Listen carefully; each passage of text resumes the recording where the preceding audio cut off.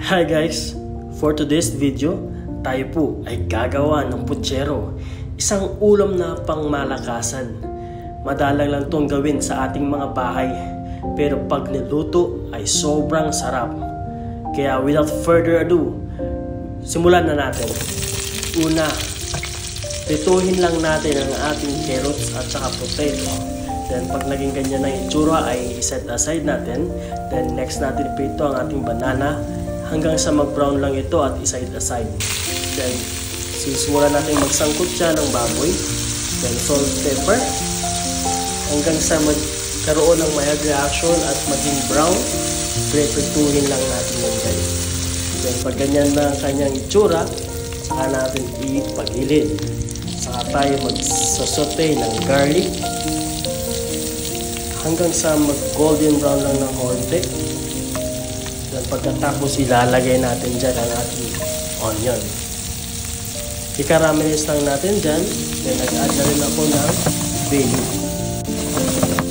Yan, haluin lang natin yan hanggang sa mag-caramelize at lumabas ang tunay na lasa ng mga gulay na yan. Then pagkatapos ay naglagay tayo ng tomato. Yan, at saka patis. Yan, lulutuin lang natin yan guys ang tomato bago tayo maglagay ng ibang ingredients. Yan, pag ganyan na yung tsura, maglalagay tayo ng tomato sauce.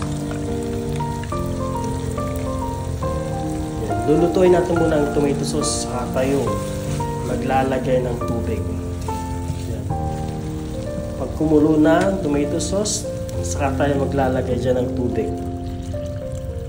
Medyo damihan natin yung tubig kasi papalambutin pa natin ng ating pork belly. Yan. Then after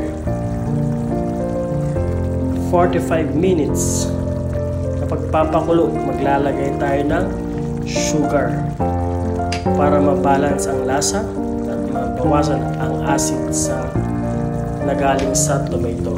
Then naglagay ako ng salt and pepper, chicken granules.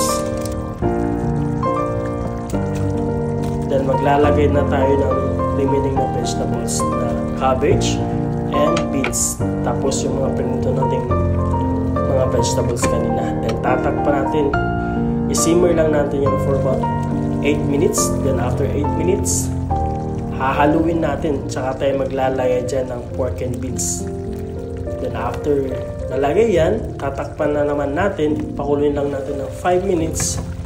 Then okay na yan. Titimplahan mo na lang kung anong gusto mong timpla, pero